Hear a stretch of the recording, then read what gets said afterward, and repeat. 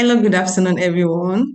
Good afternoon and good evening, depending on where you are joining from. So I'm here in Nigeria, so it is practically still afternoon here. Good afternoon. And also, welcome to today's session of the Open Expo series, where we'll be talking about digital trade and e-commerce, navigating challenges, personal barriers, and solutions for global market entries. This session is promises to be like interactive and also to be highly impactful. At the end of this session, we all are going to learn a lot about about the things that has been heading us back from going into the global market, and also better solutions on how to mitigate this risk going forward. So stay tuned with us as we proceed into this session. So here is the agenda for the day. First, we have our welcome where we talk about the introduction, about AFC and our programs, and as well as our export story. At this stage, every one of us we have an opportunity to share our export journey, the story, our challenges, our successes, and everything we've encountered in the journey so far. Secondly, we are going to have our speaker's presentation. Today, we'll be having a highly wide-known person who is well grounded in the field, and she has both practical knowledge as well because she's actively in the field and does this every day. So she will take our session, after which we have our Q&A session and group photo. As well, we also move to connecting with AFC where we have our membership drive. I know there will be a couple of persons on this call who barely know about AFC or who will probably be hearing us for the first time. So you get to know what we do in details, what we stand for and what we are about. And lastly, we will have our next steps and closing remark. So now this is the point where we meet. This is where we meet and get to know one another. So let's get to know you. At this point, let's make use of the chat. Tell us your name, your country, and your agribusiness. Feel free to share a brief of what you do so that every other person on this call can also get to know you and connect with you. So I'll start with myself. My name is Bushra Abdurrahman. I work as a program officer here at African Food Change Makers, and I am based in Nigeria. So feel free to share about yourself. Let me know what's your name, what's your country, and what is your agribusiness. I can see Musa Gariba from Nigeria, Royal Special and General. Thank you for joining the call. Also, there's Asia Mohammed. Asia, you didn't mention the country you're joining from, but I guess it's Nigeria from the name. Also, we have Engineer Ashu John. He's from Cross River, Calabar, here in Nigeria. He's a civil engineer. Welcome, engineer. We are happy to have you with us. Also, we have Mr. Kenneth Onwani from Uganda. Shout out to the Uganda person in the room. If there are other persons from Uganda, kindly also introduce yourself so we can get to know you. We have Agnag Ali from Ethiopia. Hi Agna, welcome and thank you for joining this session today. We're happy to have you all the way from Ethiopia. How is Ethiopia doing? Hope everything is going well and how is business as well. So please let's keep the introduction. Let's keep it coming. Let's feel free to connect with like-minded. Hi Bashir from Nigeria. Hello Ikena. Ikena is a pharmacist. Oh, interesting. It's good to see you in the agri space this afternoon. Isa from Tanzania. Hi Isa, welcome. Greetings from Nigeria to Tanzania. We have Elizabeth from Malawi. Hi Elizabeth. How is Malawi? How is the weather today? So let's keep the greetings. Let's keep it coming.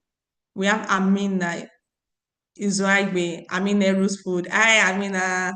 Welcome. Thanks for joining the call. And we also have Karabo from Limpopo. Hello, Limpopo. Someone said he can't hear. I don't know. Hi, Lawrence.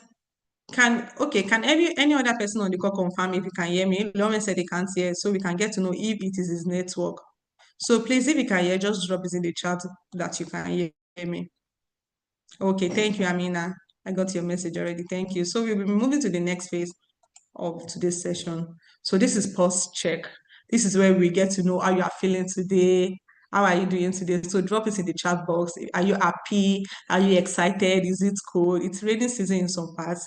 So is it raining in your area, or is it sunny? Drop the pulse. Let's get to know how it how you feel today. As for me, I'm excited. I'm very, very excited today. And I'm looking forward to sharing this moment with every beautiful one of you on this call. I'm happy. But she said is happy. I'm happy as well. And I am happy that you are happy. Oh, Lawrence, so happy to be here. Yes, we are also very happy to have you among us today. George from Malawi just said he's very happy to be here. Yes, George, we are also happy to be hosting you from Nigeria. Very excited. I mean, I'm excited just as you are. Alec is happy. Same here. Oh, Kenneth said Uganda is shining for the last 3 days. Oh, expecting rain soon. Although we are winding up rainy season for dry season. That is great one, Kenneth. So at least now the rainy season would have done a great job with germinations. Hopefully, very soon you should be harvesting the reward of the rainy season. Okay, we have Rabelani from South Africa. Welcome, Rabelani. We're happy to have you. All right, I'll be moving to the next phase of today's session, which is where you get to know about African food change makers and what we do. So at African Food Change Maker, here at African Food Change Makers, we are a not-for-profit organization and we are committed to nourishing Africa and changing global narratives. We also have a belief that small businesses, like yourself and every other person and some other persons as well, are the lifeblood of the food ecosystem because these people are driven by visionary, dynamic, and innovative entrepreneurs who operate primarily as producers, aggregators, distributors, technological providers, chefs, cooks, consultants, and innovators. And then all together, we call these people change makers. You are a change maker. Everybody here on this call is a change maker.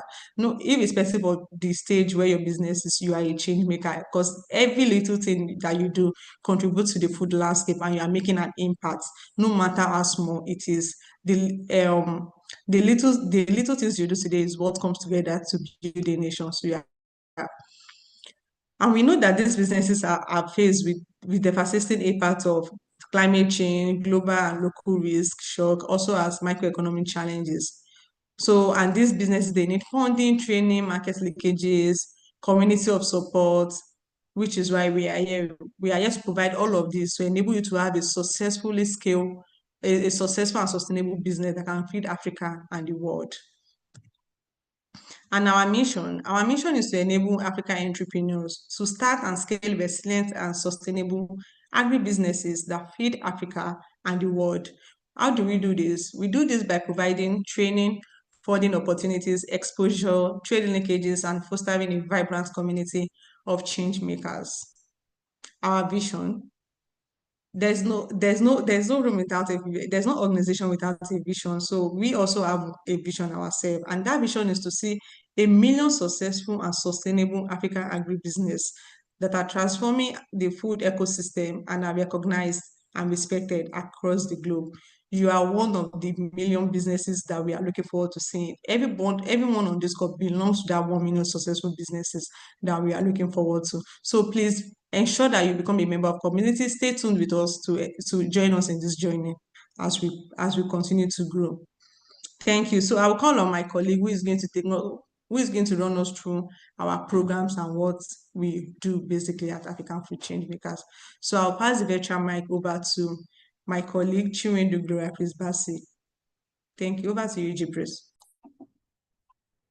Thank you very much, Bushra. Good afternoon, good morning, good evening, depending on where you are joining us from, and welcome to the October session of the Open Export Series. I'm happy to see that everyone here is excited and ready, charged to listen to our speaker for today's session. So just a brief about the programs that we offer at African Food Change Makers. We have a series of programs ranging from climate to women empowerment to scaling it in a form of brace BRACE is an acronym for Building Resilience Against Climate and Environmental Shocks. It is a 6 weeks capacity development program, and the aim of this program is to help agri-SMEs understand how their businesses are being impacted or affected by climate change. Then we also go further by helping them develop different climate smart practices that they can adopt into their business to make their business sustainable, to make their business, give their business the stamina that they need to withstand climate change. If you will agree with me, we'll be on the same page that climate change is here to stay. It's not going anywhere. So since we know that it's not going anywhere, how can we help? We are helping agri-SMEs to develop different staminas that can help them prevent their business from going down due to the impact of climate change on their business. So for this year, we had 3 batches. Batch one, batch two, and the third batch ended, I think 2 weeks or 3 weeks ago. So if you're interested in our climate program, keep an eye on our website, afchub.org, to get information as at when the program will be coming up next. And if you are already a participant of this program, could you please say I'm a BRACE participant in our chat box? And I'm very sure that you also have your colleagues here who would identify with you, and you can get the networking thing going. Then for our second program, we have another program that we call LAF. LAF is an acronym for Leading African Women in Food Fellowship.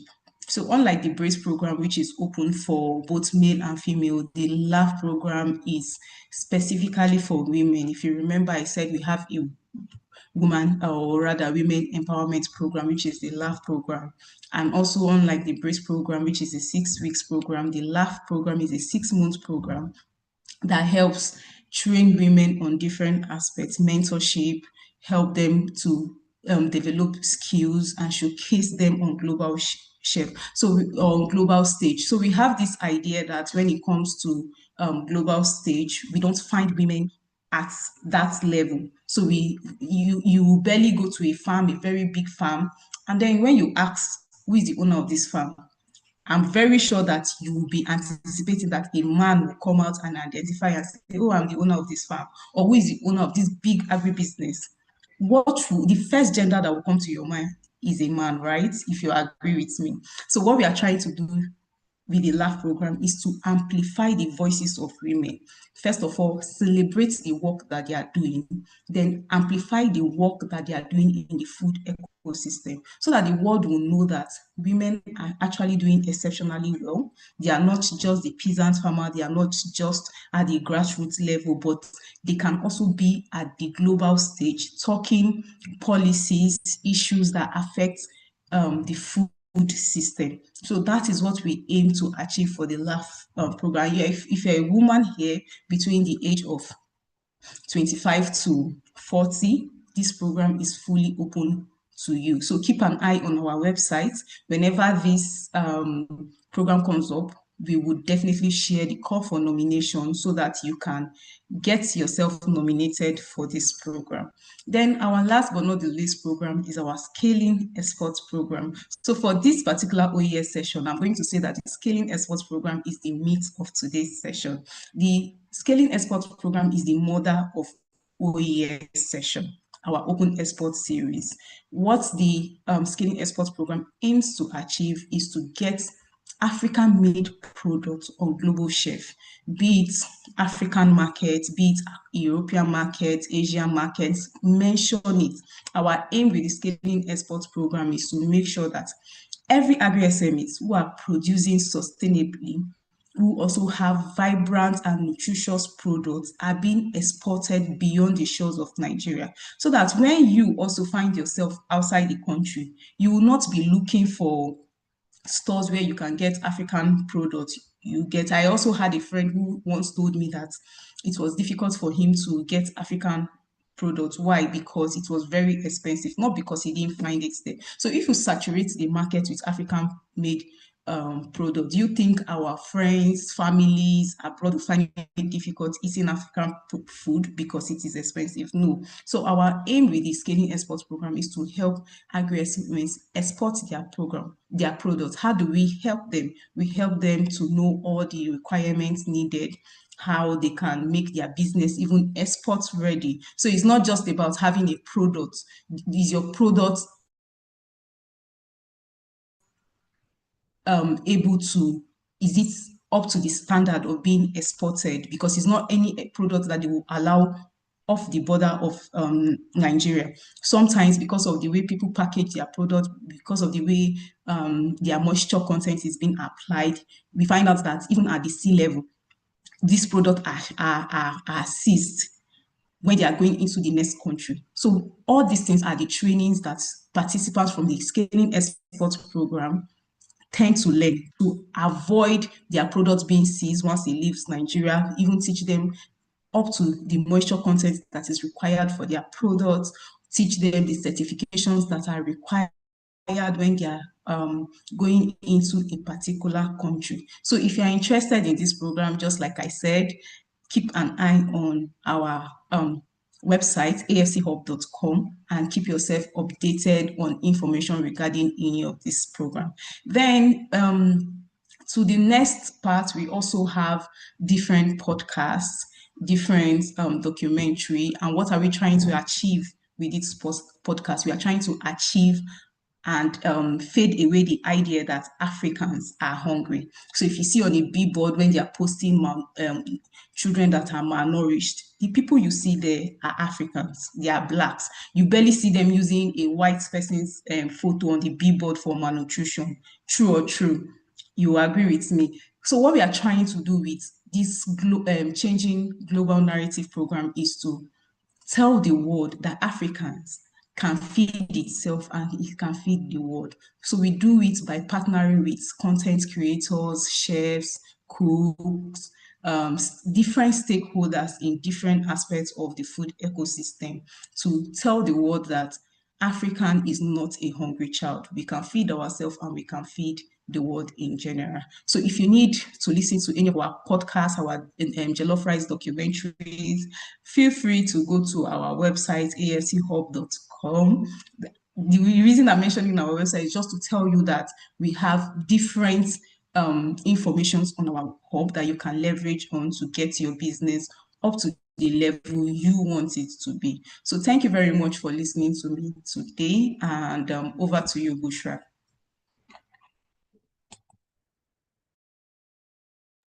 Thank you so much for that, Gloria. Please, thank you for driving us through what AFC is about and what it does. Thank you so much. We appreciate that. Okay, so right now we want to hear your story. We want to know what is your export story, because we know that everybody here on this course today have one objective. It's either you're already exporting or you are you are looking forward to exporting. So which means everybody here today is interested in the export market. So are you exporting? Have you started exporting? If yes, how is it going? And has there been any challenges along the way? What was the challenge? How were you able to mitigate it? Or are you still looking for solution to the challenge? Also, if you are here to start exporting, we are also open to hear your story. What is holding you back? Why haven't you started exporting? Are there some help which you require?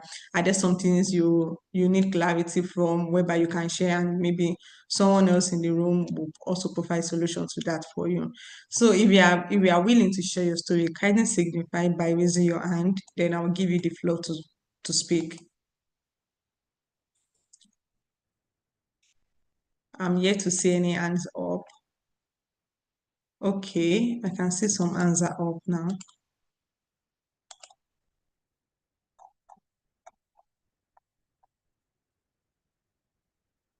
Okay, I have bossed the Ennis, so I've asked you to. You are unmuted already, so please go ahead Yes, yes. and share your story. Okay. Thank you. Good afternoon, ma. Thank you for bringing up this program.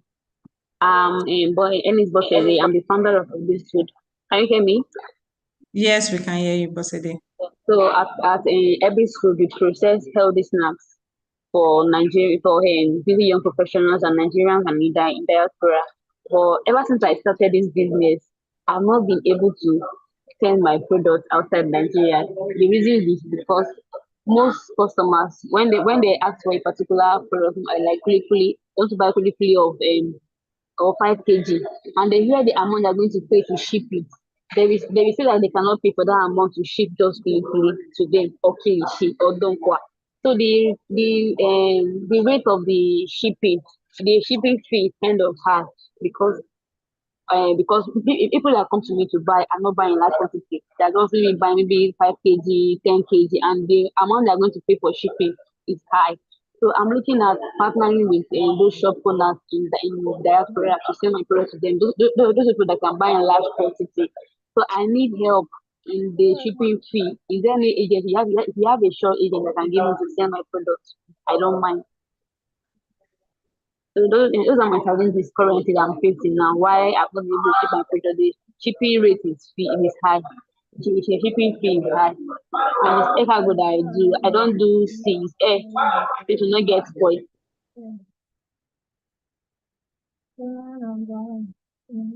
Okay, thank you so much, Bosede. So sorry to hear about that. We know that also, and also currently looking at the exchange rates and all, it won't be encouraging for people over there who are not buying so much to want to ship. I understand your pains. So hopefully, as we proceed in this session, there will be someone who will be able to like the speaker herself will speak to this, and probably there will be someone else in the chat who's going to like drop a response and all in regards to this. But however, anyhow it goes after this message, please feel free to send an email based if there are other needs, which if you are unable to resolve this on this call, feel free to send us an email at scp@afcob.org so that we can be able to facilitate one or two introductions beyond this call. Thank you. Also, I have Umu Magaji.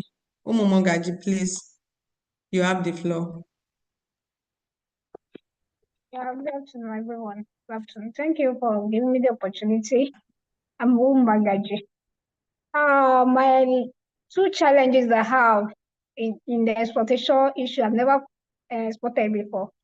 I've had a series of training program on exploitation, but I never exported. My major problem, number one, is fund, and number two is market linkage. Because if there's anything, if any opportunity come, they always ask if you have never exported before, they cannot grant you the opportunity. And I always think that it's not just one we do that will kickstart the whole process. I can't just imagine giving opportunity for somebody to export. You're asking that if you have never exported before, there's no way you cannot give the opportunity. I think if you want to, if there's help or support for SME, should be that let the process start somewhere and see where it goes. But that's the challenges I'm having. Market linkage, that's one, and then fund, that's two. Thank you. Yeah, thank you so much, Umu. Thanks for sharing your story. And oh, we are so sorry to hear about that. It can, when you're trying to do something and then you are not getting the opportunity because you've not done it before, forgetting that everyone started from somewhere, it takes a step to build to build the whole staircase. It starts with a step. So let's wait and see how our speakers should speak to this direction as well, and further engagements can be taken up. Also, for other people on the call, if you have any contribution to all of the story that has been shared, if you have a contribution, have you been there before? How did you go about it? Also, feel free to share so that we on the call can also learn from you. Have you been in this case? How did you resolve the problem? Or what are the advice or what advice do you have for people going through one challenge or the other to actually solve the problem? Okay, so I'll pass the floor to Kalambo. Kalambo, please kindly speak.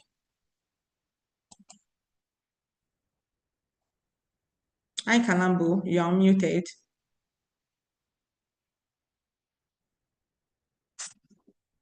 Hi, Kalambo. Okay, I guess Kalambo is not close, or maybe he's having some challenges with his device. So I will just move over to Jude. Jude, please unmute and speak. Good afternoon, Africa. Good afternoon, Mr. My name is Jude. I'm speaking from Lagos, Nigeria. Okay. Just like my colleagues had said, I haven't exported before. I was just on the verge of exporting. Okay. Because I've not, I had to engage a consultant based in the US because my target market was in the US. So I've gone through the process of what I was about to export was fish product. We've gone through the process of doing the labeling to fit the market in the US, and now got to the point of done the FDA registration and everything, ready to export. They asked me to send at least 15 kg to test the market. We were on the verge of doing that, and boom, the American government restricted, placed a restriction on fish products. So that got me devastated. So at the moment, one is confused, not knowing what to do anymore, whether to start looking for another product or looking for another market. So that's where we are at this moment. Okay. Okay. So sorry about that, Mr. Jude. It's quite unfortunate that it was at the point where you were trying to export that this happened. Also, I will advise you kind of conduct some market entry to know if the US is not taking your products. Are there other markets that are currently open to your products whereby you can start exporting to? Don't let this get to discourage you. I'm sure there are several other markets that once you are able to meet that quality, you'll be able to get your product into it. So that should be a very way forward for now, rather than just giving up and trying to change business lines. So please just look into that. And very soon, I'm hopeful that you will have a success story to share on this. Thank And you. let's also keep finger crossed. Maybe very soon the ban on fish products can be lifted, and you will be able to go into your desired US market as well. Thank you. You're welcome, sir. Okay, so we have Kautal Alade Idris. Hi, Kautal. Please unmute and speak. You have the floor.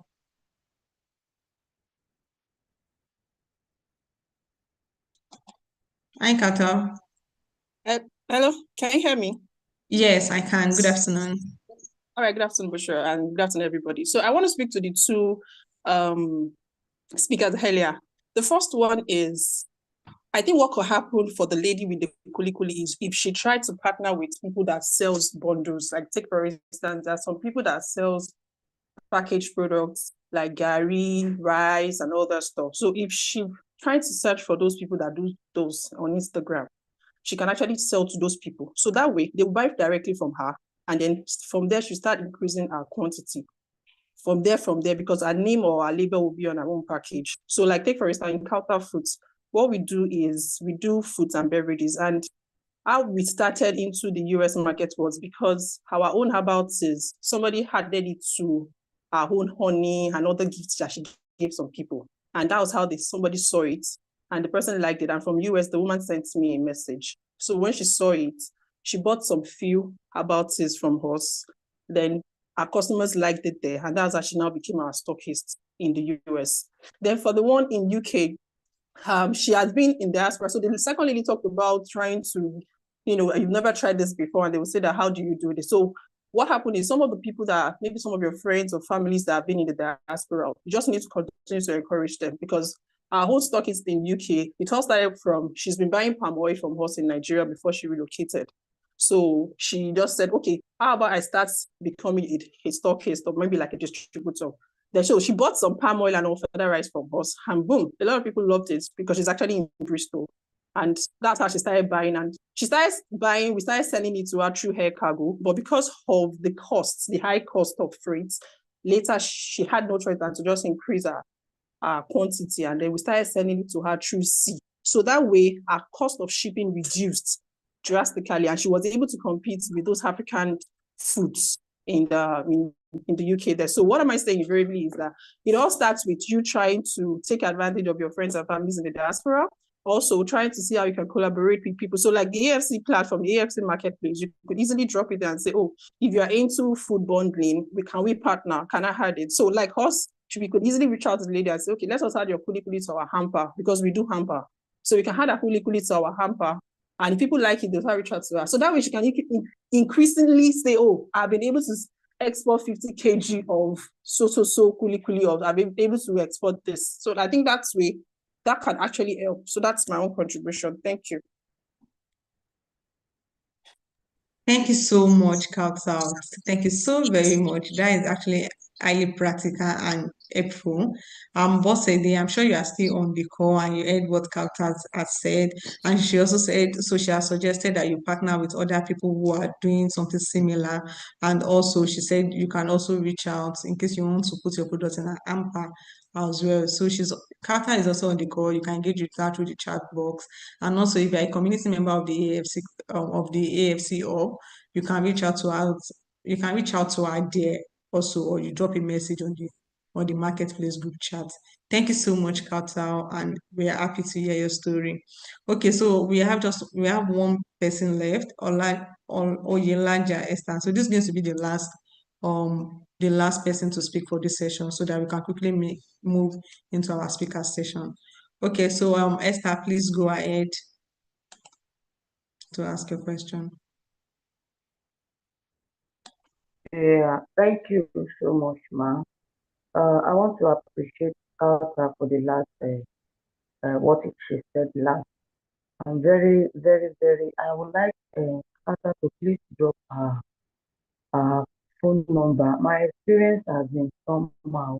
The moment I picked up exportation, being trained, certified, and all that, and what we were told is that at least to get a buyer over, we have to link up with family, friends, and all that. And then to get a buyer also, maybe we search through online and all that. While I was doing that, I've been scammed in so many ways just because I'm searching for for buyers online. And then you talk to some family friends and all that. They may be telling you they can't do this. They are buying from African shops over there, and those ones they are shipping their goods, this and that. A lot of excuses. So I would love Tata to be of help if she can please drop phone number so that they can link up and then collaborate. Thank you so much.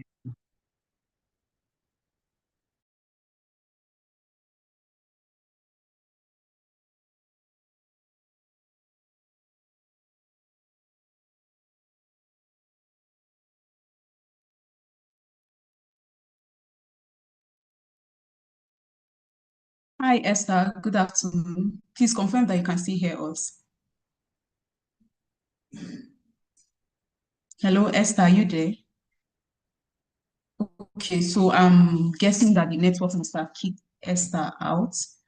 And that brings us to a close for our exports sharing session. So I'll hand over to my colleague Bushra to take over the rest of the session. Thank you. Over to you, Bushra.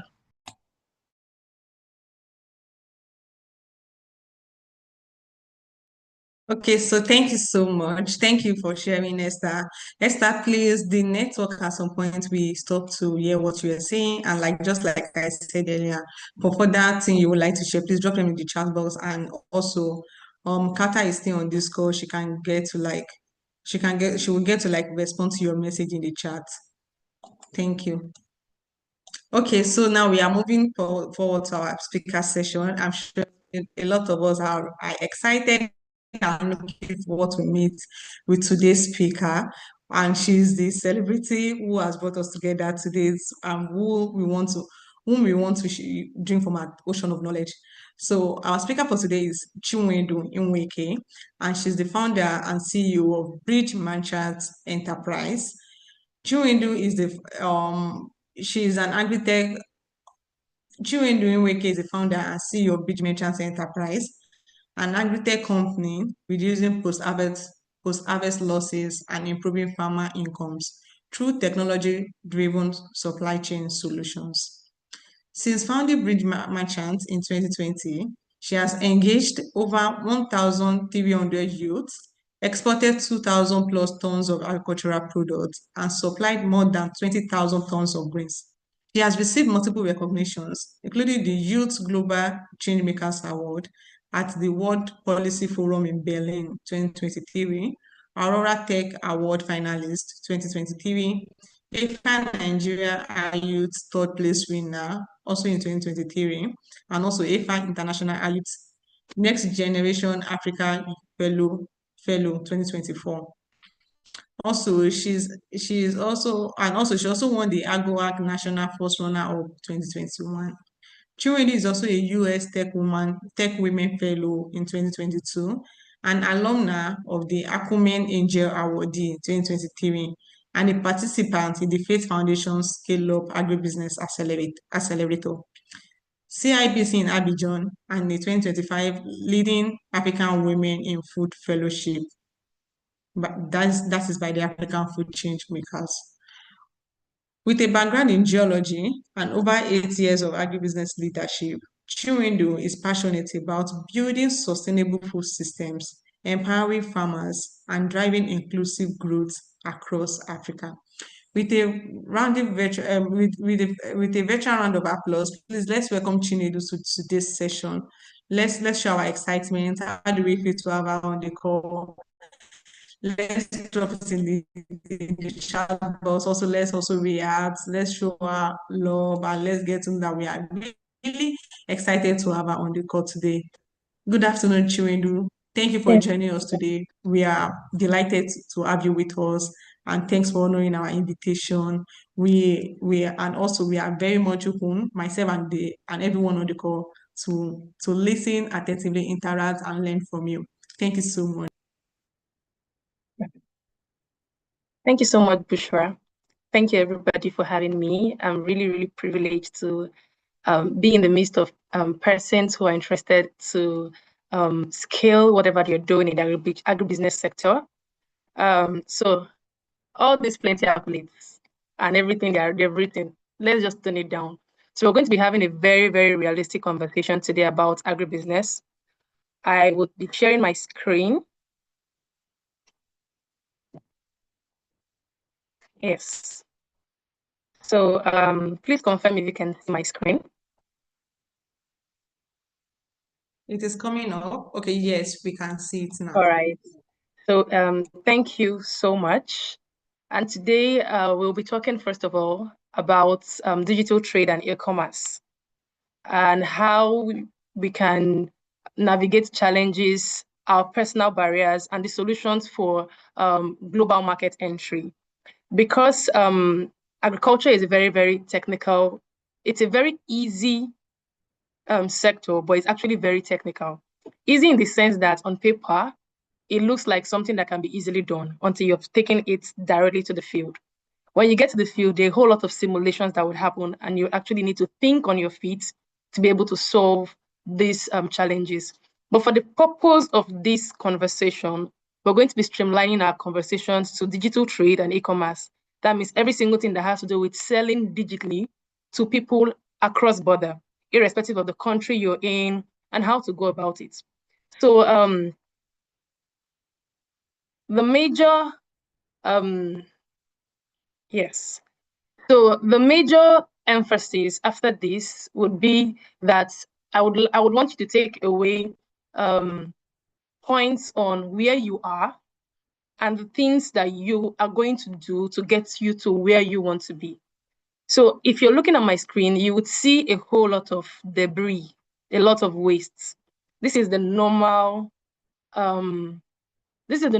situation of what it looks like, sorry, in the agricultural sector in most parts of Africa, right? So we produce, but then the issue with production is that we don't have avenue to link our production to a market.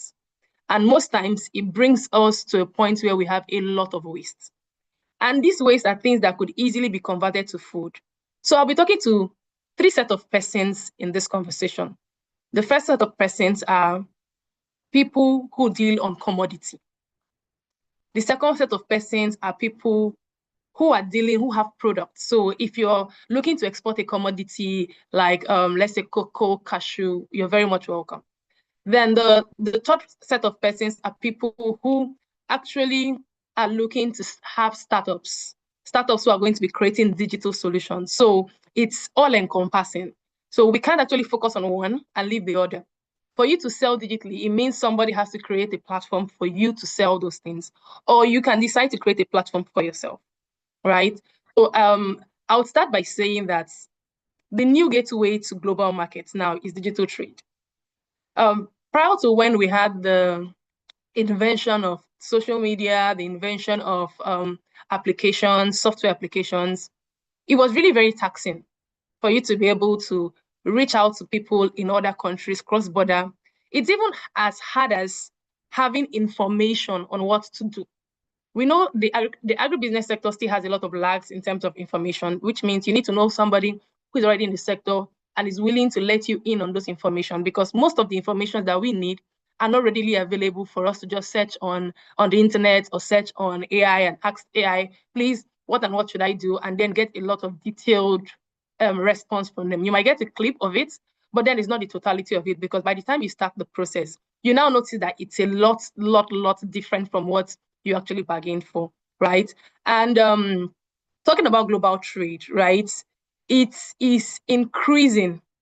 Right now, global trade is contributing 20% to the global retail market. So it means that 20% of what we're selling in the ecosystem is actually done on a global scale. So 20% of people who are selling within Nigeria, outside Nigeria, in South Africa, in Kenya, every single person, 20% of that's actually a very high margin, right? And the IFC has said that the market is so large that in 2020, it will be valued at $180 billion. That is a lot and a lot of valuation to a market that is just at 20%. So if you look at it, we've come to a conclusion that digital trade has a very high potential. So we have farmers in rural communities, right? So I work with farmers in rural communities. And then I also work with processors, I work with exporters, I work with people in the urban cities. And I know that one of the very sure ways to get them and get their data is to actually do a digital trade. People are now looking for ways to do things easily. People want to be at the comfort of their house in South Africa and want something in Nigeria and have it delivered to them there. But these things are things that's supposed to happen within a system. So if there are no systems around this stuff, it means that trust would not be there. And for people to even purchase, I don't know if you guys do it, I do it. So if I want to purchase something on Instagram, let's say, for example, when I go on your page, I will check the list of things you have, check how long you've been on Instagram. I don't want to send money to somebody who has been on Instagram for 2 months. What's the chance that that person is actually very real? Then I will go ahead to check for reviews. Who has bought from you? What did they say? I will go as far as even checking some comments, because I'm actually a person that likes comfort. So it applies to the same thing applies to digital trade. People want to be able to really trust you for them to do business with you. So if I'm to give an example of what digital trade is, I would say it's an exchange of goods and services, but this exchange is actually not done in a physical place. It's done digitally, right? It's done through a platform. So you have platforms like Alibaba. I don't know if anybody has seen platform like Alibaba. If you haven't, you could download it and see that there are a whole lot of list of things on Alibaba, agricultural produce that you would see that could be bought. I actually have tried, I had tried a couple of times years ago when I actually have not gotten so well into the export market to buy things from Alibaba, right? And every single digital platform has a flaw, right? And the flaw is that you can't really sieve out who is real and who is a scam. But we will get to that at the other parts of the business. I'm using business, right? At the other part of the conversation. So what's the benefit of having digital trade, right? When you do digital trade, you have the avenue to deal with, most times, the owner directly. I know sometimes people act as middlemen on digital platform, but then you actually have 100% chance of dealing with people who actually have the commodity themselves. So if you're buying from, let's say, somebody in China and the person is on Alibaba, there's a high chance you're talking to the owner. And there's no middleman that's going to collect a commission, those things can be very, very hectic. And sometimes you can't really trust some middlemen you're getting. So also, digital trade has a way of supporting transparency and traceability. Transparency in the sense that you know who you're talking to, you know how much of the product you want to buy. You can even track. So some digital platforms will help you track how your shipment is moving. So I know we have digital platform like I know everybody know this one, Temu, right? So if you buy something from Temu, you would see that along the line you're being carried along from the time you pay to when it leaves China to when it gets to the first airport in Lagos in Nigeria to when it gets to the center around your area to when somebody is delivering it. That is traceability. That is transparency. And this particular value is what makes digital trade in exports very, very simple. But the issue with digital trade is because we were still coming up with doing digital trade, there's a whole lot of trust. We actually have trust issues in the agricultural sector. It's not a thing of digital trade. So when you see it on digital trade, it shouldn't scare you because even when dealing with physical humans that you can see, you have to deal with them once, twice, 3 times for you to be able to now say, oh, don't worry, I've done business with this person and I can actually trust this person's transaction. So let's talk about some systemic barriers, right, that African exporters face. Now, the first thing I would like to say about digital trade, I know people talk about digital. There is no digital platform or there's no digital trade that you're ever going to do that is not anchoring on physical infrastructure. So if you don't have a physical infrastructure, for you to be able to sell something globally, it means you're producing it locally. You have a production site. If you don't have a production site and maybe you are a big wholesaler, you're buying from somebody who has a production site.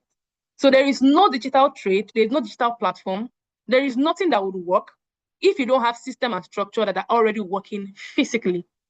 So before you think of going to expand your sales on a digital platform or try to export outside, make sure your systems are okay. Because I tell people, when people interact with you and they get a bad experience, it is harder for you to get them back to being your customer than you trying to have a perfect system and then take a long time for you to get your first customer. So if you have not really worked on your physical infrastructure, work on your ability to scale, so that you don't, because digital platforms are enablers, right? So it means that if you were selling 50, or maybe you were physically talking to 50 persons, when you put your stuff on a digital platform, it has a tendency to reach 1,000. It has a tendency to reach 1,000,000. You want to be sure that before you get to that stage, you're ready for that expansion. You're really ready. Because once you get a bad PR, correcting a bad PR is going to take you a long time. So if you're going to use a digital platform, make sure you're ready. You have the physical infrastructure, you have the strength and the capacity to work with the others that you're getting. Because if those orders come and they don't fulfill, and you get a bad rating on a digital platform, it translates to bad sales for you. And that's not what you want to do. Another issue we face when you're doing digital trade, especially when it comes to do with exports, is logistic gap. Logistic gap. And I know for every single person, I deal with commodities, so I deal with raw products. And I know one of the major headaches we have is how to transport this stuff, how to move them from where they are to where they are going to be. Sometime last year, we were exporting palm kernel shell. So I know people talk about commodity. Yes, there's commodity and then there's agro waste. And I feel this is something, it's a sector that is just coming up, right? We've been into agro waste for like 4 years, even before it started booming out, right? So we were exporting agricultural wastes. And one of the major issues we had was transportation. Because how much is the waste? How much are you using to transport it? So I listened to the one of the participants who was complaining about transportation costs and all that. So one of the fellow participants said there are different ways to work around things like this. First way is to work with people who actually do bundles. Second way is to actually get a distributor. And when I mean get a distributor in other countries, I don't mean you giving them your products on credits. Anybody who wants to be a distributor for you would actually have to pay for the products. And then it's like you running a double PR, right? So you can now say, oh, we're not available in US, you can reach out to this person, right? So you now have two different markets you're servicing. I have persons who are actually in fashion and all that. And what they do is when they're trying to get into a new place, they make sure that they have somebody who is going to be their off-taker there. So if you have an off-taker there, it saves you the stress of trying to calculate how much it will take you to export 5 kg of kulikuli. Because you're not exporting 5 kg of kulikuli, you're exporting a whole lot. And people work with minimum order quantities, right? So when you're trying to do this, you tell them if you're going to be exporting, please, for it to be very okay for you, this is the minimum order quantity that you can request and we would export. Because by that calculation, people are not calculating, oh, I'm exporting 5 kg and I'm going to be paying 50,000 naira for the exporting. But if it's coming in bulk, they can actually be willing to pay for it. So you actually need to work with a minimum order quantity when you're trying to order. We do that in Nigeria here. So it's actually what we should actually also do when we try to export things abroad. Like the man who said, oh, they said he should export 15 kg of fish, right? To test the markets. Meaning if you, at some point, if you export way lesser than that, by the time you do your calculation, the profit is not profiting anymore. So you need to get to a point where you're working your costs, working your logistics, and making sure that you're profitable, right? Another issue we also have is payments and currency challenges, right? And I'm really happy that we've gotten to a point where we now have a lot of fintechs who are actually working on this currency challenge for us. You can now transact with people with different currency and then convert. But this is actually a big problem because in Nigeria, when you're exporting, in short, in most African countries, when you're exporting, we don't even export with our local currency.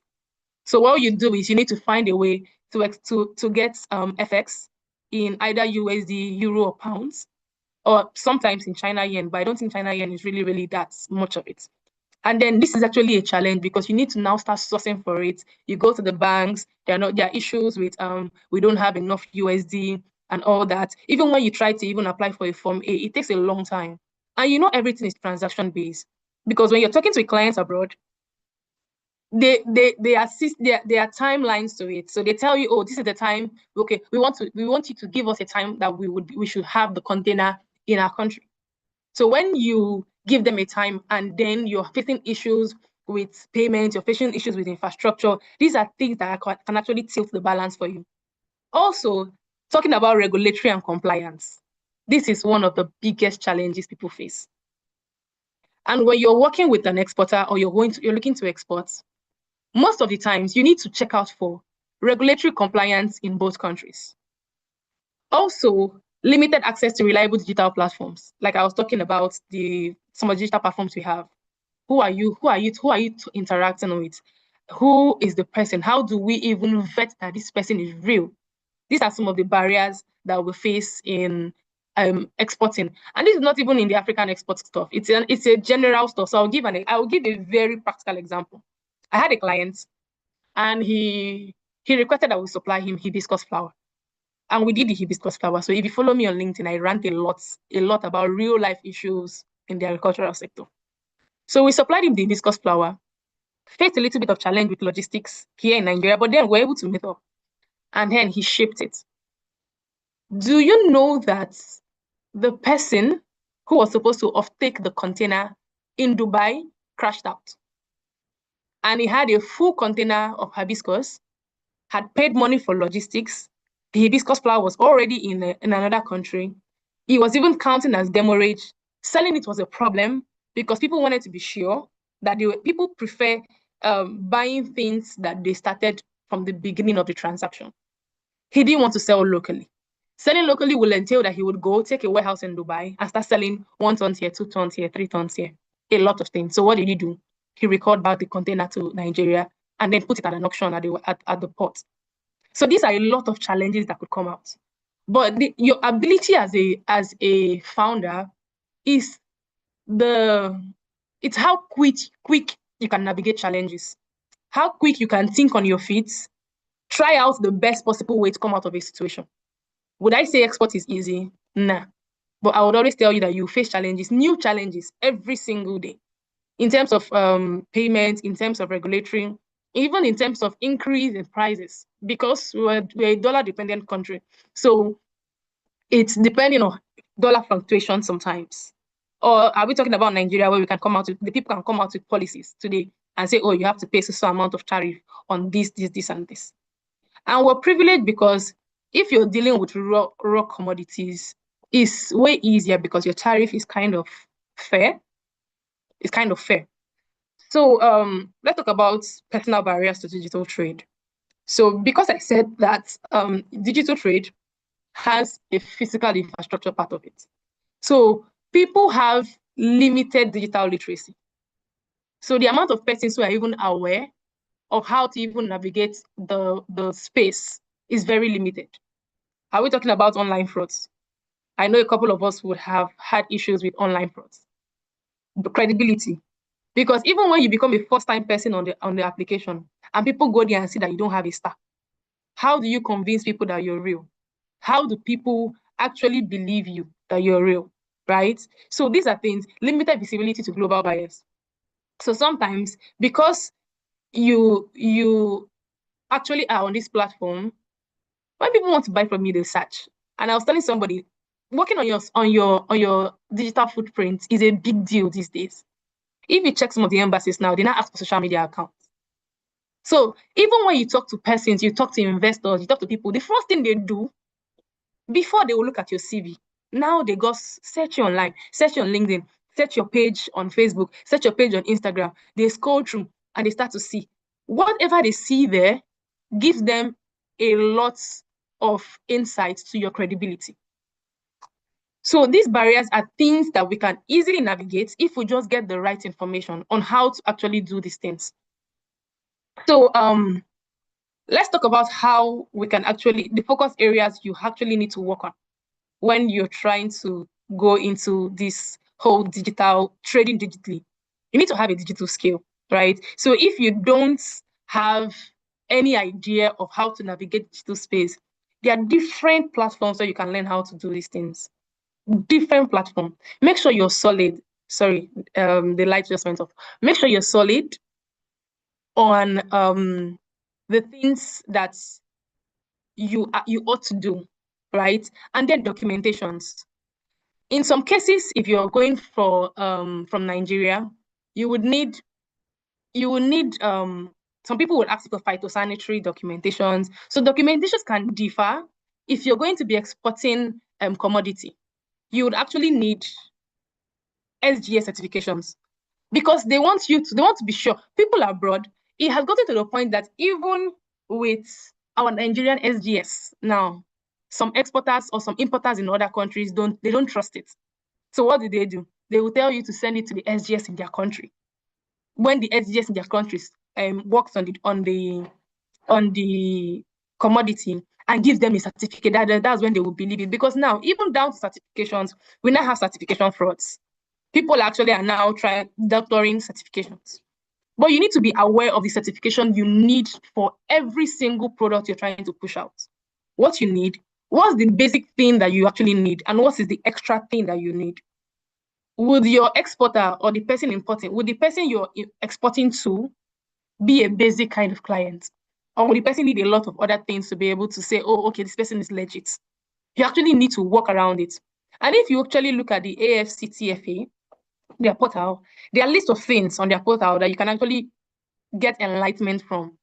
Those things will tell you what to do, which countries and which certification applies for what. These are things that you actually need. So even in terms of payments, some persons, if you're doing exports, some people will say, oh, they prefer LC, right? But if you're going to be doing digital trade locally, we don't want people coming on your platform and then they have to call you, or then you now send an account number. There are different ways to make this thing seamless. And talking about now that we have a generation of people who are very low attention span.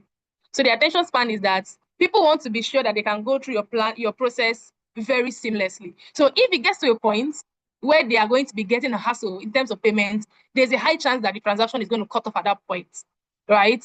So cybersecurity, make sure that people are actually very sure. So for people who are actually going to be looking forward to creating applications that can solve problems like this, make sure you're certified. There's an NDPR certification that certifies that, oh, the data you're getting off of people, you're not going to be selling them, you're not going to be using them from anything that's false. It's a certification that you need to have, right? So let's talk about standardization. When it comes to products, people want standard. And when it has to do with standard, a 0.001% of the standard can floor your total exports. I'll give an example. I also had another client who exported something, and he was exporting cocoa bean shell, right? And after the supply, while they were trying to pack the supply, and he has had a very long-standing good relationship with these people. When the workers were packing it, they mistakenly threw in a gravel, like a pack of gravel, inside the container, inside the cocoa bean shell, and they bagged it. When it got there, the amount of surcharge that happened on that export, when I heard it, I was like, I was so sad, because if you have done all your due diligence well, and it got to a point where a mistake from just one person is costing you the amount of money, it's actually very sad. So you need to find a way whereby in your system, even while you're trying to get clients digitally, you're making sure that offline, you're meeting these standards. You're cross-checking these things. You're making sure your documentations are correct and they are complete. And then you're vetting who your buyers are. Because I want to talk about digitalization and then remove physical infrastructure and the need for you to be careful when you're actually doing export. So let's talk about step to step for how to move your product or commodities. The first one is that you should be registered in Nigeria or whatever country you're operating from, right? And you should have the certifications from Nigeria and certifications that actually meet the country that you're actually exporting to. Most times, it goes way beyond just having a bill of lading, right? Or having an SGS. Some people will tell you what they want. Like for people in products, there are there are different countries with different packaging. There are things that are acceptable in food in Nigeria that are not acceptable in food in the US.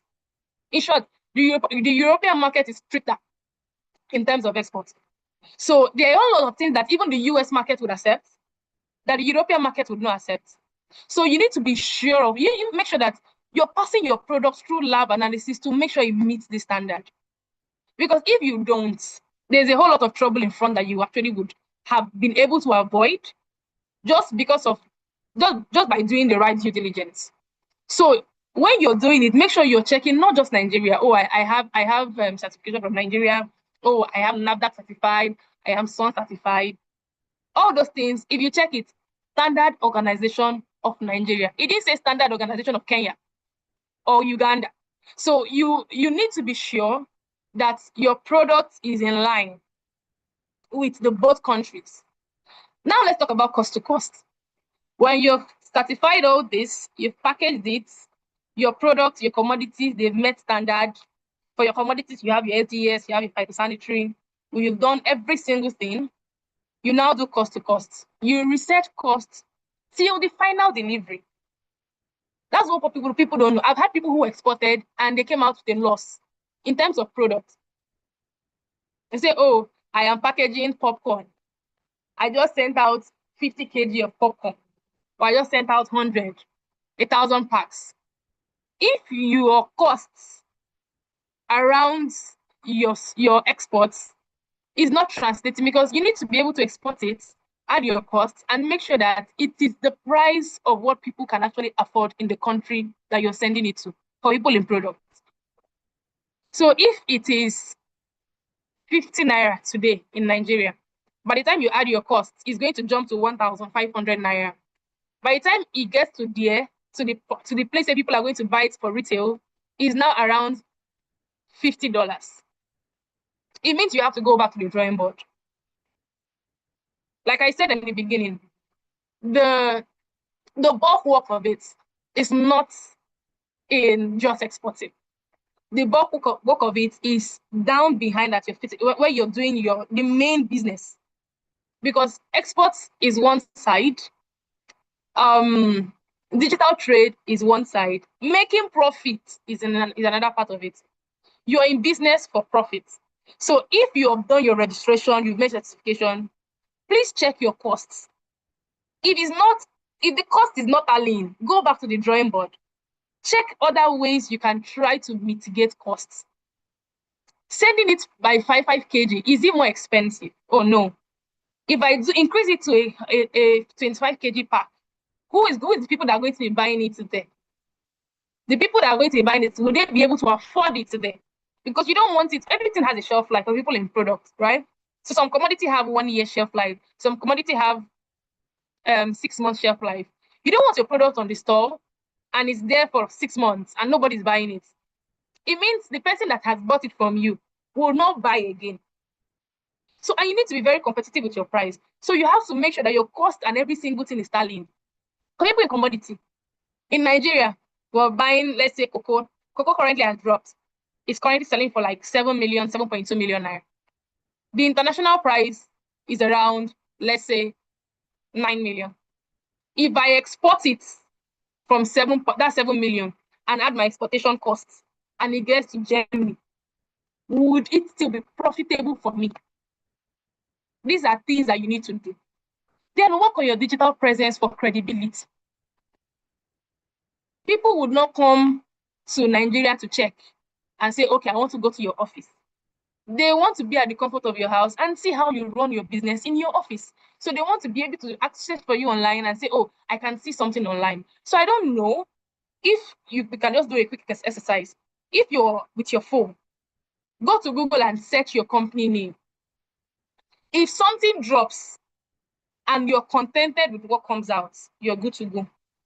If something drops on that first page and you're just one line or nobody is not popping up, then it means that you have a lot of work to do before you even start considering trying to be on any digital platform, because nobody will buy from somebody that they don't know. Then streamline, check the digital platform that you're going to work on. For sales, make sure you have a good customer feedback, customer service. When people are reaching out to you, once you've sold and people are giving you feedback, oh, yeah, the delivery took way longer than this, look for a way to work with those feedbacks. That's the only way your ratings on digital platform can go up. One very bad comment, 55 good comments can dent you. And that's not what you want to do, right? So let's talk about, I don't know if you guys know Mopeds. I kind of like follow her on Facebook, and I actually love what she's doing. She's currently listed on Amazon. And she gets sold out totally. The first day she was listed on Amazon, it didn't stay up to 3 hours. Every single product she had, and see how it worked. She was not shipping. I know most people want to, and that's why I said yes. I was commenting that there are different ways to work around it. One way is partner with people. Amazing. You can partner with people at the beginning, but once your capacity starts growing, look for somebody in that country that can be able to push your brand. People didn't start moving from Amazon, and then immediately they were making orders. She was moving it from Nigeria, one order per time. No, it wasn't that way. So you need to make sure that you understand how your business is and how it's going to grow through digital platform. You don't want it growing and then you can't fulfill or meet the needs. The second thing, understand product market fit. We've spoken about that. The quality, the standard, the packaging, the certifications. Leverage storytelling. I was talking to a friend of mine and I told her, she's into fashion waste. I told her, if you get the storytelling around fashion waste well, you won't have one fashion waste bag on your store. Because you need to sit down, craft out a very good, compelling story that people would want to see. Once they search you and they go on your social media, and they see it, they are buying into it. That's a way for you to actually harness the market. Then in terms of logistics, find partners. Talk to people about partnership. I want to be giving you 1,000 orders today, but your price is for 80 kg. 80 kg would give me, let's say, 50,000 naira. But because I'm giving you quantity, can we remove it from 50,000 naira to 35,000? People want revenue. If you're going to be bringing revenue, you have the avenue to bargain. And most times, entrepreneurs, we don't utilize that. Quantity and bargaining power goes hand in hand. So if you're local and you're trying to do some export and all, try and get bargaining power. If you can harness the bargaining power and reduce your costs locally, it will reflect in your international stuff. So I'm going to be exporting to the UK, but it's 1,000 orders. If I can beat down by 15,000 naira, it reflects on the price internationally. So when it comes to e-commerce for global entry, there are things that you need to put hand in hand. It's not just about having a digital platform. There are a whole lot of things that work together. And if you have a digital platform and this physical infrastructure is not there, it's an accident waiting to happen. It's just a matter of time and it will just catch up with you, right? So I've always said it that people will only buy from who they trust. So you need to get yourself to the point where people trust you, trust your brand. And at the beginning, you don't need a lot of persons. I tell people, word of mouth is a very good way to sell. I would market what is good for me to 1,000 persons if I have the avenue. So if people have good customer experience with you, your product is good, you take back feedback, you have a good online presence, you don't need so much marketing. The marketing will just be enabling the already on the ground work of what people are doing for you. When people ask you for certifications, please share it. And I know you need to know, okay, this has a pro and a con, right? Before you share it, make sure that you're very much you vetted the person. Because some people say, oh no, if I do an SGS, I have a friend who had an issue. He wanted a certification from somebody he was going to buy something from. And the person, I can't share it with you. Why am I sharing it with you? You need to first of all come to the web. No, it's your certification. It's a way for you to show that you have it. If it's going to bring in the money and it's going to bring in the deal, when they ask you, are you certified in this? If you go to a supermarket and you want to put your stuff on the store and they ask you, are you certified in this? Yes. Can I see your certification? You don't say no because you're aware that the certification is a way to authenticate what you're doing. So even when you're exporting commodity and you have the certifications, please, when they ask you, let them know you have it. Share it with them. It only would bring transparency. They will trust you more. Like I also spoke about reviews, social media, your mentions, your collaborations. People want to see who you're partnering with. Just the fact that you have an affiliation with AFC is a very good way for people to take on brands and give you that viability. They just, oh, with this person, interesting to hear more about you. I want to work with you. Not because you are there yet, but because they understand that this other organization is a credible organization and credibility rubs off, right? So tell your origin story. Talk to people. If you are not if you're not talking about your story as much as you can, please try. Talk about it. Do testimonials. You see those testimonials video? They hit the nail on the head. Because now it is not you telling your story, it's somebody who actually has had interaction with your products, and that person is telling a story for you. So when people see other people telling your story, oh, it's not you, so it's not coming from a place of bias. It has a way of building credibility. Trust in the digital trade, trust is the currency. People would not trade with you if they don't trust you. And you have to build that trust. And over time, it might take a while, but once you've gotten that trust, you've gotten it. People prefer Indomie to Dangote noodles. Trust. That's just it. So when you're going to be building, if you're going to be building your digital stuff, your digital footprint, the watchword at the back of your mind should be trust. How do I get people to trust my brand more? Once you can answer that question, it gives you actionable step on what to do. So, like I was saying, I'll close with this. Digital trade is the future. If you go to places like China, a lot of things, China is like light years ahead of us.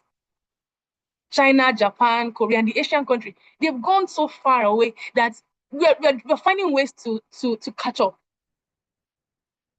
And if it is achieved, if it has been achieved in China, it's just a viability that can be achieved in the next coming years. That's also where we are heading to. So it's better for you to start building now.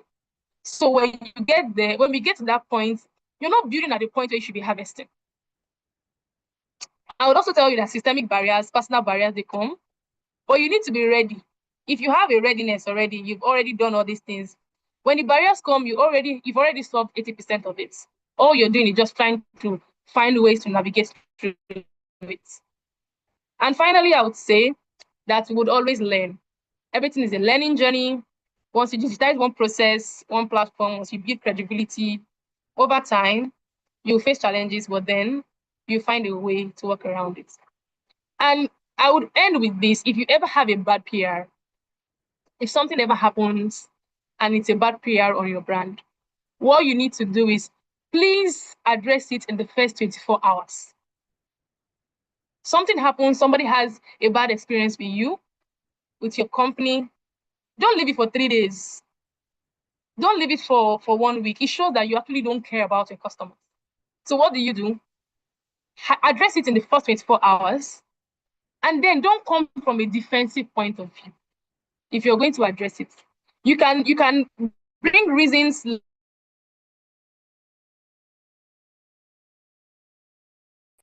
and then talk about steps on which you're going to take to address it. Yeah, I will give another example. Finally, I had someone who had a bad experience with Coca-Cola, right? And they reached out to her. She posted it online. It was almost blowing up. And they came on, oh, we're very sorry for what you've done, for what happened with you. We believe it, we actually know that it's not part of our brand values and all that. They reached out to her. After they gave her like 10 packs of Coke, she came online herself and said Coke has reached out to her. She wants to thank the brand and all that. Solves the whole issue. Solves the whole issue.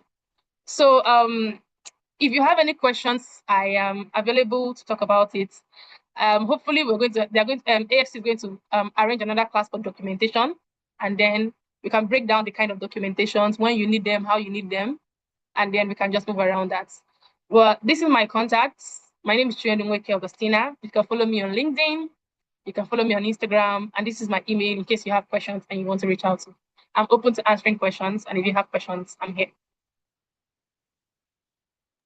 Thank you so very much, Chiwendo. Thank you so much. I can see a lot of people are clapping, trying to appreciate you. Thank you so much. This session is actually highly practical and insightful. It really resonates with everyone because it wasn't complex at all. You make the examples very easy to assimilate, and I'm sure everyone on this call today has learned one thing or the other, not even one, maybe 10 to 20 things also as well. So please, if you have any question for Chiwendo, kindly raise your hand so I can call you to unmute and ask your question. And also you could drop your questions in the chat box. I'm waiting. Let me see if you have a question. Okay. So let's see. Okay, I can see Jude's hand is raised. Jude, please, you have the floor. Thank you so much, Chiwendo. That was awesome. Hi, Jude. Very awesome. I'm asking you to unmute so you could ask your question. I've done that. Are you not hearing me? I can hear you, Jude. Please go ahead. Yeah, Chiwendo, that was awesome, honestly. Unfortunately, I missed some parts because my system went off at the time, but I have a few questions to ask. You kept emphasizing something about system. Yeah. Building physical infrastructure. Yeah. I need you to break it down so I can understand it. That's number one. Number two, you're talking about storytelling. But I heard you saying that if you don't have digital footprints for a business, where people can know about you and all that. My question is, when you are starting out, you haven't done much. What is going to populate those, your Instagram, Facebook, whatever platforms? How do you Right. now populate it to tell those stories? That's Okay.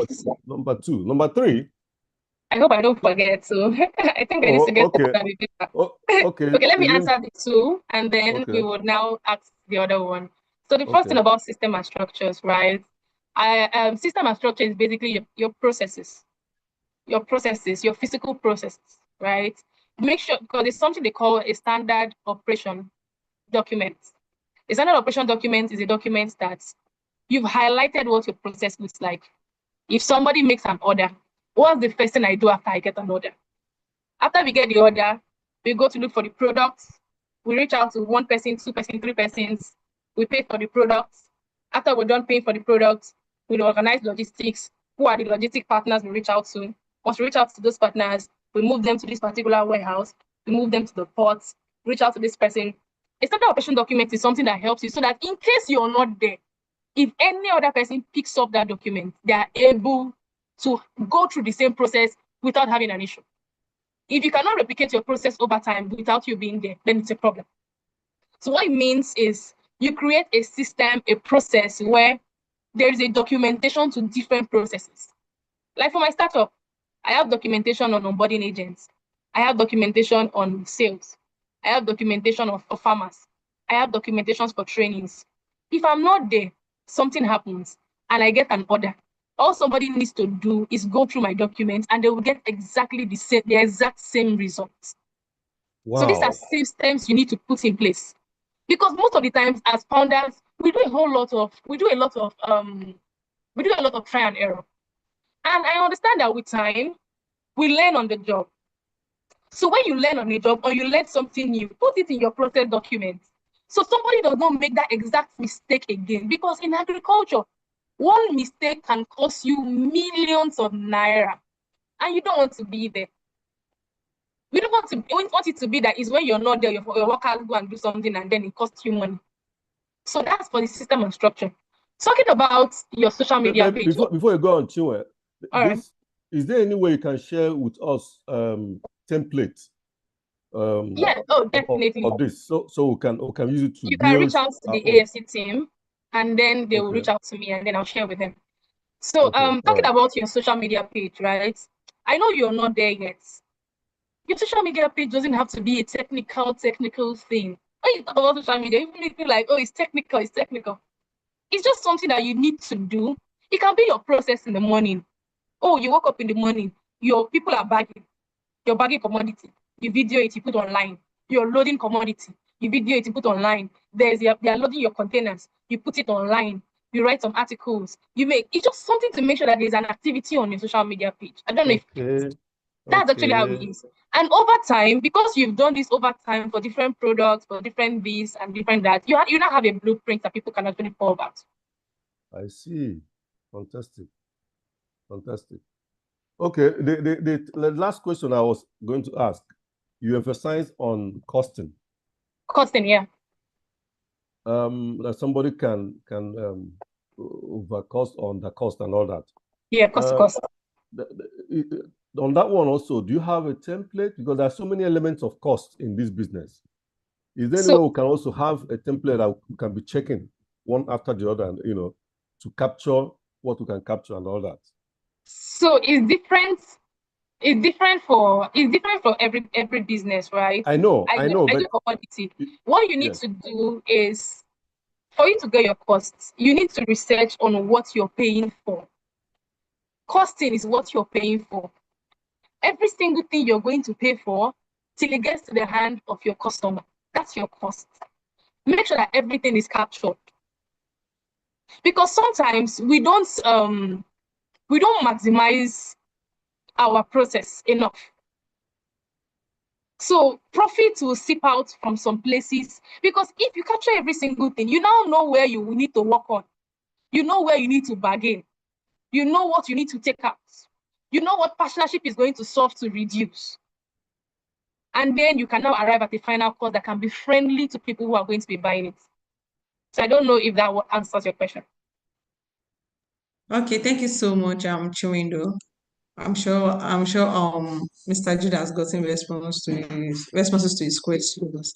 So we have 3 more hands raised, and I see we are already running against time. So I will just like give access to these 3 people whose hands are raised already, so that we can have their questions and then proceed. So I will call on Kalambo. Kalambo, please unmute and ask your question.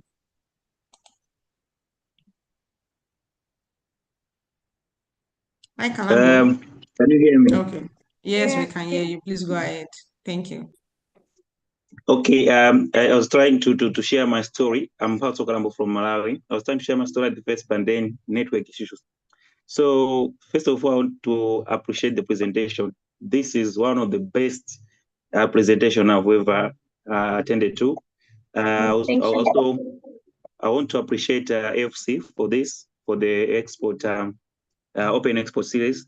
But now my I don't know if it's a question, no? I'm much worried about the countries like ours in Malawi, where you are trying to export and then your document cost to cost whatsoever, and then the currency is keeps on, it's not stable, keeps on devaluating, and then you can't find forex, and they're like, I don't know. From that, have you ever experienced that? If yes, how do you do such things? Okay. With respect to currency devaluation, Nigeria is almost at the same. All of us are facing the same thing in this Africa that we are in.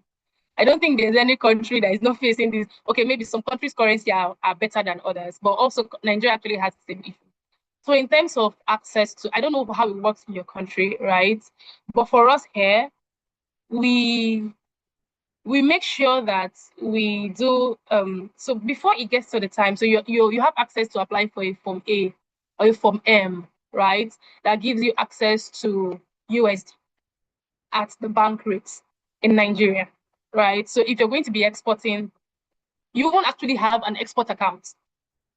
You need an export account. So if you go out to your bank in Nigeria and tell them that you want to open an export account, the branch manager is going to hug you with 2 hands, because they also have targets on the USD. And I feel like it's an information thing. People don't know. So they're going to open a different account for you. There's going to be an export account, USD. And then the branch manager or the person in charge of your account will be able to help you access USD or FX at the bank rate. So if you're going to be exporting and you don't have an export account in your bank, I feel like you're stressing yourself, because you have to work around how to get USD. Sometimes you buy a black market rate, and it's going to be a whole lot of other expenses, which will seep into your costs. So if there are ways for you to access your finance from the bank, please do, right? And there are people who have said, "Oh, I want to export, but I don't have issues." I am a big advocate of partnerships. We need to come to a point in agriculture where we are not competing. There's a lot of competition that is happening in the ecosystem. I always talk about competition. We are actually working towards the same goal. We can be doing the same thing, but there's always a way for us to partner. So in some cases, what I do is I will supply locally and make my money and work with an exporter. So you have the FX. Okay, fine. Let me supply you locally. I will make my margin locally. And I'm good. But I'm working with an exporter. So if you've not gotten to that point yet where you can be able to access the amount of money, you need a whole lot of skill, a lot of introductions. And what you need to do is find a way to get somebody who's already doing the same thing that you want to do. And then be with that person, run business with that person, partner with that person. It's going to just take you some years, 2, 3 years. And you're already a master in the game. You know how to access your fund. I don't know if that helps you. All right, yes, thank you so much, Chinwendu. Thank you. That was really insightful. In fact, you broke it down really much. We only have one more hand raised. But before I call on the next person, I want to launch a poll. So please, if you are on the call, kindly take your time to take this poll. This doesn't stop our session. Our session is still ongoing. You can just be doing it by the way. Okay, so I will call on to the next person. Her name is Alice Madaki. Yes, ma'am. Please kindly unmute and ask your question. Okay. Hello, good evening. Can you hear me? Good evening, ma'am. Yes, we can. We Thank can you. hear you. AFC, thank you. Thank you so very much for organizing this session. We're very grateful. Chinwe, thank you for a wonderful presentation. Thank you, thank you. But I have a little reservation in respect of standard operating document or procedure. Shouldn't we have a kind of business trade or trade secret? We have KFC. We were told there are certain things they don't bring it to the open. There's Coke. Yeah. There are certain things they do we don't know. Yeah. Is it wise to just pour out everything there, black and white? Anybody can just come and take and copy right Okay. there, direct under your nose. Can we just a little bit? I totally understand your question. So let me bring the clarity, right? So you spoke about Coke, right? Coke has a standard operating process for their staff, but they have a trade secret. There's a difference. Yes. Nobody is telling you to teach them how you enter into the bank to get money. But you don't want your staff making errors. So anybody who goes into Coke today knows that, oh, I'm working in the processing plant. Once I enter the processing plant, I pick bottle A, I put it under machine B. But they don't know how to make the Coke. They don't know the exact particular component of what the Coke is. So when we talk about standard processes, it's not for your trade secrets. If you're mixing, if there is something in your spice that is different, that you make differently, that you add to your spice, nobody's telling you to bring that secret of those things that you add differently. But you now have that stuff. I'll give an example. So I think I was talking to somebody who told me that the main component of what makes Coke is not made in any country. It's shipped in. It's shipped in from their head office into Nigeria. So what we have here is the final product. So they just know that we have component A. They don't know what's inside component A, but then you mix component A to component B at this particular measurement, and then you have Coke. So when we talk about standard process order, we're not talking about you giving out your trade secrets. There are things that are with you that you should keep with you, but there are processes that you should document so that your staff can be able, because when you start raising, for people who are going to be raising funds, can document that they're going to ask you. And one of them is this, because your investor wants to understand what's happening in your company. How do processes run, right? Or your investor does not have any business with you telling him the main thing that makes your spice different. So that's the difference. Okay. Thank you very much. Thank You're you. welcome. Thank you. Thank you. Thank you so much, Madam Alice. Okay, thank you so much, Chiwindo. I see that right now. Some persons in the chat box are requesting for your LinkedIn profile, while others are asking for the presentation. Be rest assured, we are going to share the presentation alongside. We are going to send that presentation document as well as the recordings to this session. We have this session being recorded, so you get a link. And also, someone in the chat box is saying she wants to have a consultation, a personal consultation with you. So please, you can, Chinwendu, please, you can check in the chat box and see some of these persons' messages.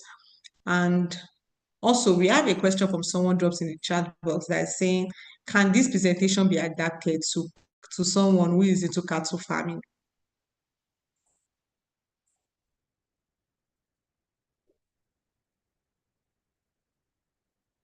And also, another person asked that. Okay. Okay. No, you can go ahead. Okay, should I go ahead? Okay. Yes, So please. another person also asked that what is the best packaging method for honey beans for exporting? Yeah. So I don't when I try to be very real with people. When it comes to exports, I don't do smaller packs, right? So we do in tons. And for us, the packaging for us is determined by the person buying. Sometimes they'll tell you they want it in 50 kg, sometimes they tell you they want it in 100 kg, they want it in 25 kg, depending on what they want, right? So when it comes to packaging, for honey beans, beans is a very, very, very, very delicate commodity. In short, if there was a point that it was banned, the US, the Europe market banned the importation of beans in their country because Africans they were using a lot of pesticides to, a lot of pesticides to store the beans. So it wasn't meeting export standards. So when you're trying to export it, you check for quality. Make sure that the place you're buying the honey beans from is meeting it doesn't have those pesticide stuff. That's one. Two, packaging differs with country. So I can't say, oh, package it like this. So when you go to like in the US, when you go to the FDA, they have their packaging, their labeling for specifications and what it should be, the thickness of their packaging, how it should be. These are things you actually have to go and search and research on.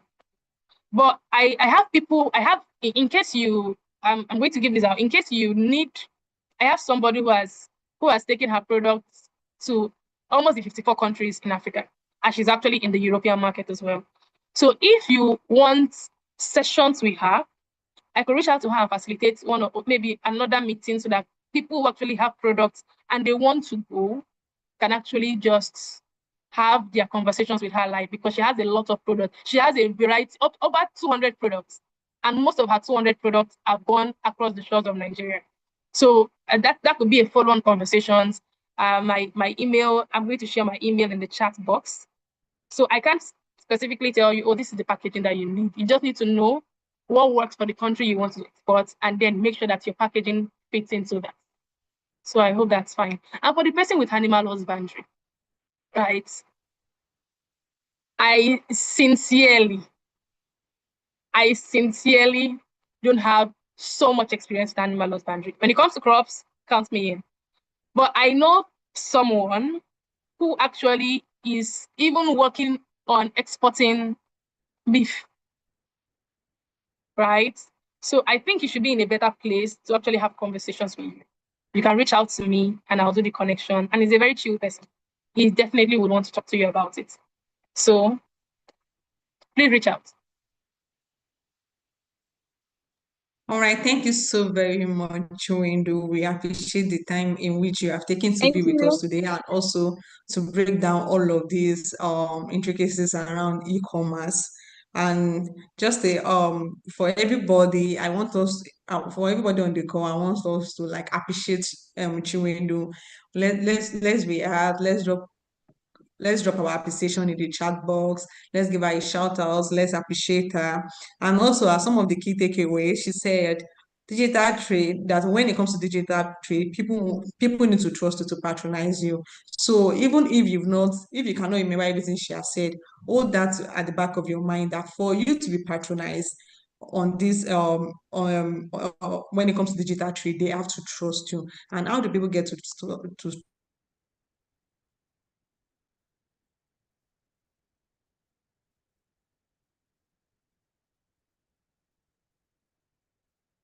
make sure you address them within 24 hours. Whenever a customer have a negative review about your product or have some negative feedback, make sure you address.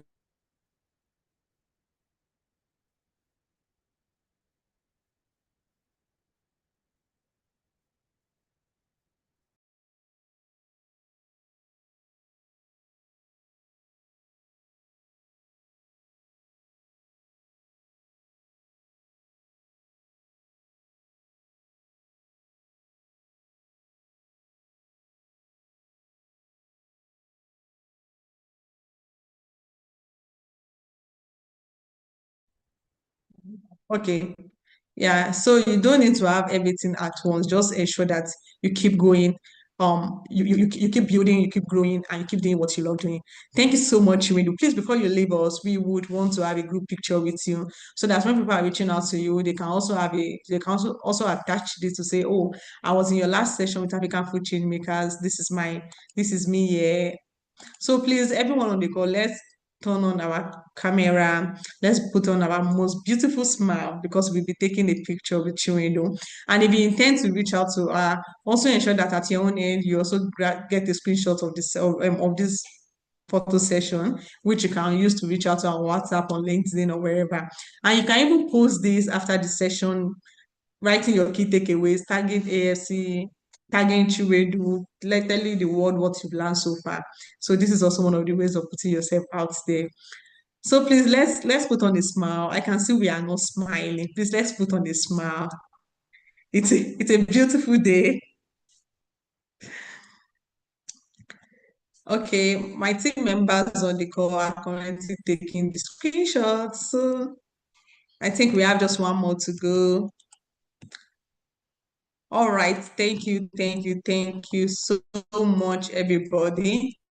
At this point, we can turn off our camera. So Chiwendu, thank you. We sincerely and really appreciate you for being with us this afternoon, for giving us so much insight, and for making us to learn from you. Also, thank you for being very practical. Everything you've taught us is highly relatable, and there are things we can get to like make use of instantly without having to go back to think I'm a way to assimilate what you've said because we already understood it. We thank you for answering our call, and we also look forward to having you again on this session so that you can provide more insight to further topics. I can see our audience are very delighted to be with you, and they will be looking forward to having you next time. Thank you so much, Chiwendu. So, my people, we are not done yet. It is not over until it is over. We have just 1 month thing to discuss before we leave here today. Can you give me a moment?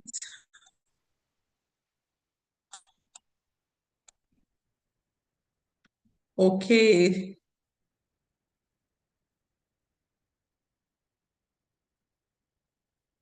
Okay, so now we'll be discussing the next steps. Also, my poll is still on. If you are here to fill the poll, please kindly fill the poll. I see we have more persons on the call than those that have responded to the poll. Kindly fill the poll. We need the poll is a feedback that we get to know how this section is going. We want to know how is our time management, how is the topic, how is the knowledge, is it impactful? So please, the more you interact with the poll, the more we get to like improve our process. So please and please we kindly interact with the poll. It helps us to serve you better. Okay, so now this is where we talk about connecting to AFC. And to do that, I'm going to call on my colleague from the membership team to take this. So membership team, over to you, please.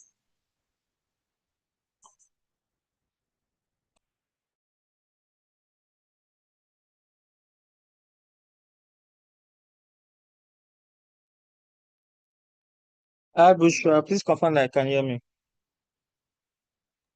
I know, sir. Yes, I can hear you. Please go ahead. Thank you.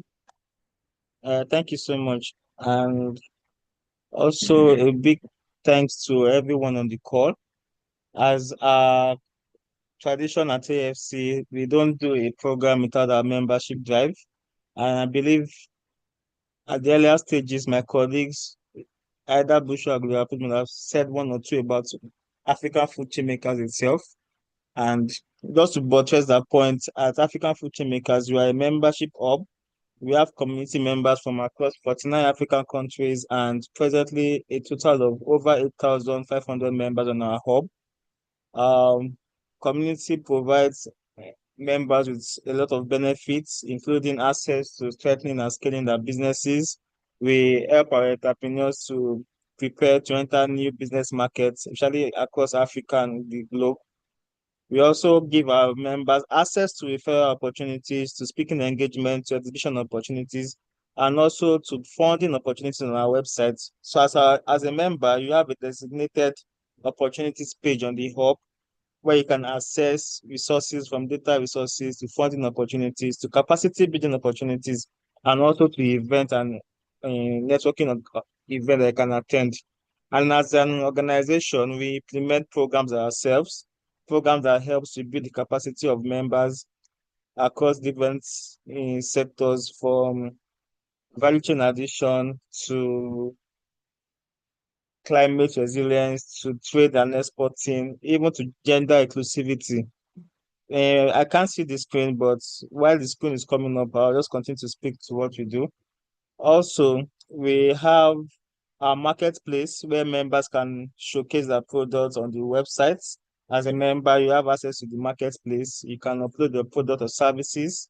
Why you do that, you also give great visibility for your business. We have a podcast series on the hub where we talk about value chain additions, talk about food stories of our community members, the impact they are making in the community.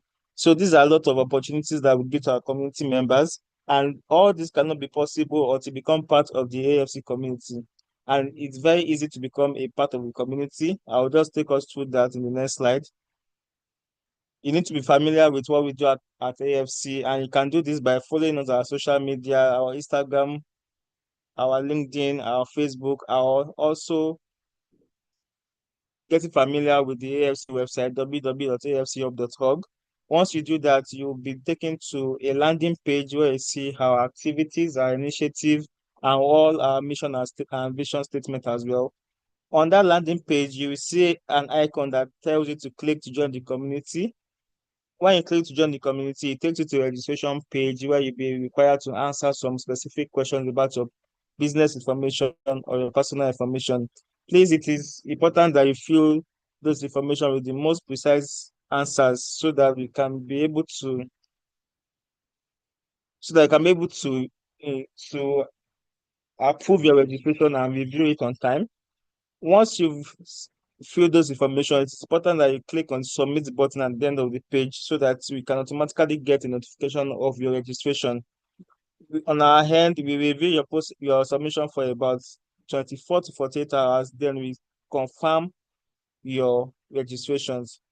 Confirmation is based on you meeting our membership criteria. So before you become part of the community, which is free, you need to meet the three criteria that require, which is the first is that you should own an agribusiness or you work for an agribusiness that is located in Africa. That agribusiness that you own or you work for should be in existence for at least 6 months before you sign up to be a part of the community. And also you should have a social media presence. I think the speakers talked about digital footprints. So at AFC, we are also keen on creating visibility for our community members. So we request that you have a social media presence, either a website or a Facebook handle, LinkedIn handle, or an Instagram handle that speaks to the activities that you do in the agri-food sector. Once you meet these three criteria, you can go ahead and sign up to be part of the community. We review your process, we review your registrations, and we approve. Approval takes about 48 hours. Once you approve this, you can get full access to your membership dashboard and start benefiting from what you do at the community level. I think my colleague will have dropped the link to join the community for those who are yet to be part of the community. Please click on the link and join the community. Thank you.